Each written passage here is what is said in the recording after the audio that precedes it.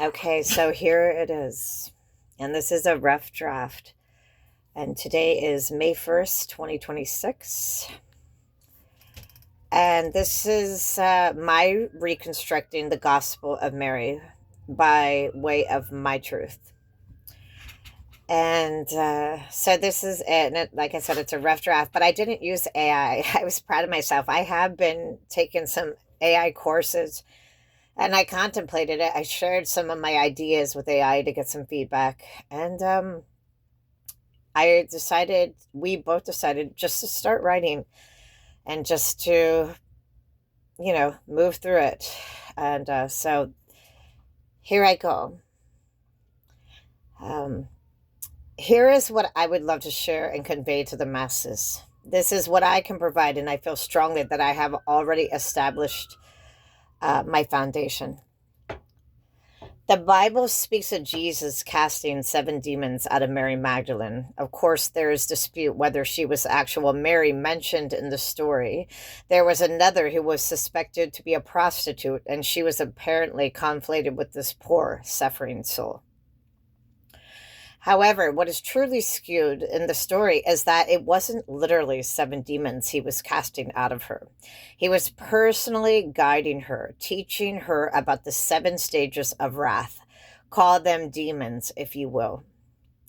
You could also refer to it as the 7 stages of soul evolution, progressing through the shadow to overcome, learning how to heal and transform, the 7 stages of consciousness, elevation to ascension. To imagine that Yeshua, after his death in the form of his angel Michael, would be having this conversation with Miriam for the first time should strike people as odd. After all, remember, the Gospel of Mary is based on an experience after his death, for those who don't know. Um, so, to imagine that Yeshua, after his death in the form of his angel Michael, would be having this conversation with Miriam for the first time should strike people as odd. After all, she was his closest confidant. As we know, scripture mentions the casting out of the 7 demons. Surely this wouldn't have been the first time he has gone through the divine code with her and the 7 stages of soul evolution, of overcoming. Therefore, why is he rehashing it with her? What could be the reason for him to mention the divine scale to her? Her peace of mind is the reason, and the children are the reason. Obviously, Miriam and Yeshua had a very deep connection, and she was quite familiar with his esoteric teachings. And we know that many pages are missing from the Gospel of Mary, specifically the first pages, which I am certain revolved around a communication that arose via consciousness. This was not just a communication, but an actual conversation that Yeshua had with Miriam that evening. And it wasn't the first conversation or the last. This was an ongoing phenomenon since the apparition of his angel first appeared to her before he ascended and then joined her in body. She was aware he was with her. In the avatar, we know to be Miriam of Magdala, the same as she, her spirit, the angel that she is. She is sitting in the caves of Qumran. Dusk is upon them. Sarah is asleep at her feet. Zaire is nestled in the lap of her growing belly. She is pregnant with their 3rd child. He will be a son, and his name will be Judah Talma, named after Yeshua's cousin Judah and Talma. Michael took upon himself to add, not only is the name equivalent to Thomas in the Aramaic, but Tamiel is the name of the angel that was born to that body. And all the children have immense significance in regard to their legacy and ongoing impact on this world to this very day. She's not comfortable in her positioning, but her gaze is on Sarah. She is her focus. As night is falling, she sits in silence, feeling the comforting vibration of his angel with her, within her, and surrounding. He will not leave her. He will stay with her until her dying breath, and she knows this. She has no doubt. The connection with him is enough. No words, no information is necessary. The vibration and warmth is constant. The frequency is in complete alignment. She can breathe deeply. She knows she is going to be safe. She can feel it. He is in a place of ultimate power where he can get anything accomplished. He will be there to watch over and protect them. All is well. Aside from the moments where archons aim to disrupt that sense of confidence and aim to penetrate her mind, filling it with chaos, fear, and panic. What's next? What is unknown? And humans do the same. We know this. They can be used as archon slaves. The archons enlist humans to get at those of us who are moving through the process and who remember who we are. Continuing on. She knows she is a marked woman, and they will surely be looking for her. She knows she needs to leave the Levant soon, and there are preparations in place. Precautions are being planned. All this begins to swirl in her mind in an instant. Her peace is thwarted. With no words still exchanged, Michael instantly feels a strike of anxiety suddenly entering her thoughts and pressing on her psyche. They are going for her central nervous system again. And although she is quite capable, he knows the duress she is under and all she has suffered. He will handle this.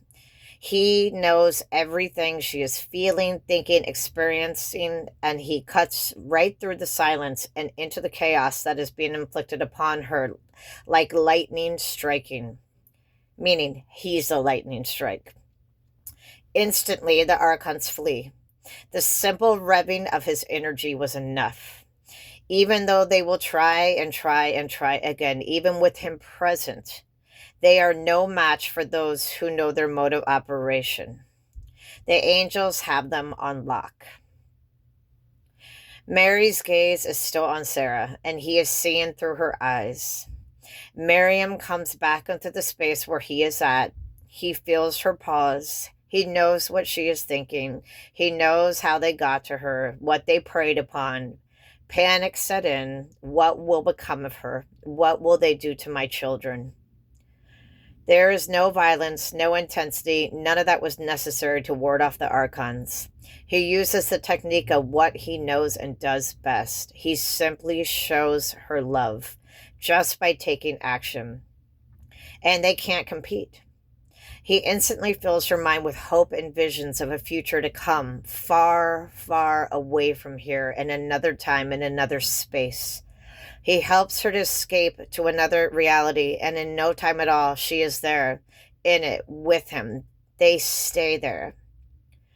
He then speaks of Sarah getting to the age where the elementary version of divine code, the divine scale, should be introduced to her.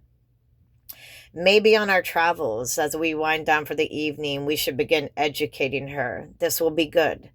Let's get her going, and she will teach Zaire, and he, his future sibling.